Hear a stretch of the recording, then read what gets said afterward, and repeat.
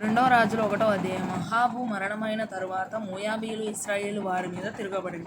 అహజ్యా షోమ్రోనులోనున్న తన మేడగది కిటికీలో నుండి క్రింద పడి రోగి అయి, మీరు ఎక్రోను దేవతయగు బయల్జెబూలు నొద్దకు పోయి ఈ వ్యాధి పోగొట్టుకుని నేను స్వస్థపడుదునో లేదో విచారించుడని దూతలను పంపగా, యెహోవా దూత తిష్బీయుడైన ఏలీయాతో ఇలాగు సెలవిచ్చెను.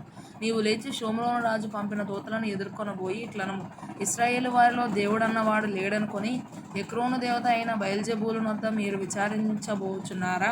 కాగా యెహోవా సెలవిచ్చినదేమనగా, నీవెక్కిన మంచము మీద నుండి దిగిరాకుండా నీవు నిశ్చయముగా మరణమవుదువు అని ఏలీయా వారితో చెప్పి వెళ్ళిపోయెను.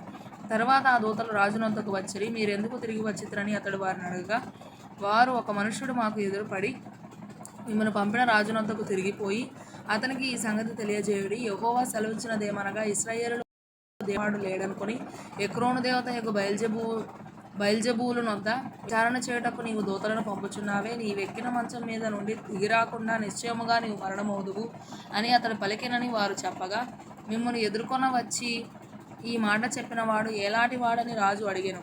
అందుకు వారు, అతడు గొంగలి ధరించుకొని నడుమునకు తోలుదట్టి కట్టుకొనిన వాడని ప్రత్యుత్తరం ఇయ్యగా, ఆ మనుషుడు తిష్బీయుడైన ఏలీయా అని అతడు చెప్పెను. వెంటనే రాజు 70 మందికి అధిపతి అయిన ఒకరిని వాని 70 మందితో కూడా ఏలీయా యొద్దకు పంపెను. అతడు కొండ మీద కూర్చుని ఉండగా అధిపతి ఎక్కి అతని సమీపమునకు పోయి, దైవజనుడా, నీవు దిగిరావాలని రాజు ఆజ్ఞాపించుచున్నాడనెను.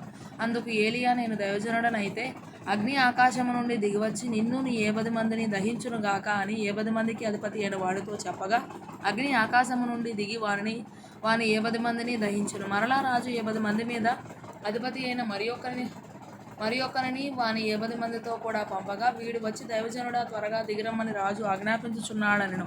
అందుకు ఏలీయా, నేను దైవజనుడనైతే అగ్ని ఆకాశం నుండి దిగివచ్చి నిన్ను నీ 70 మందిని దహించునుగాక అని చెప్పగా, ఆకాశం నుండి దేవుని అగ్ని దిగి వాని 70 మందిని దహించెను. ఇంకను రాజు 70 మందికి అధిపతి అయిన ఒకరిని వాని 70 మందితో కూడా పంపగా, 70 మంది మీద అధిపతి అయిన ఆ మూడోవాడు వచ్చి ఏలీయా ఎదుట మోకాళ్ళుని, దైవజనుడా, దయచేసి నా ప్రాణమును నీ దాసులైన ఈ 70 మంది ప్రాణములను నీ దృష్టికి ప్రియమైనవిగా ఉండనిమ్ము.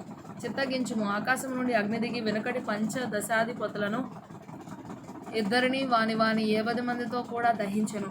అయితే నా ప్రాణము నీ దృష్టికి ప్రియమైనదిగా ఉండనిమ్మని మనవి చేయగా, యెహోవా దూత వానికి భయపడక వానితో కూడా దిగిపోమ్మని ఏలీయాకు సెలవిచ్చెను.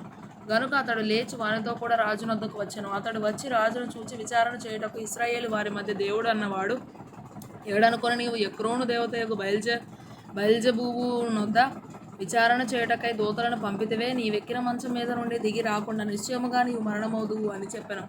ఏలీయా ద్వారా యెహోవా సెలవిచ్చిన మాట ప్రకారము అతడు చనిపోయెను. అతని కుమారుడు లేనందున యూదారాజైన యెహోషాపాతు కుమారుడైన యెహోరాము ఏలుబడిలో 2వ సంవత్సరమందు యెహోరాము అతనికి మారుగా రాజా అయెను.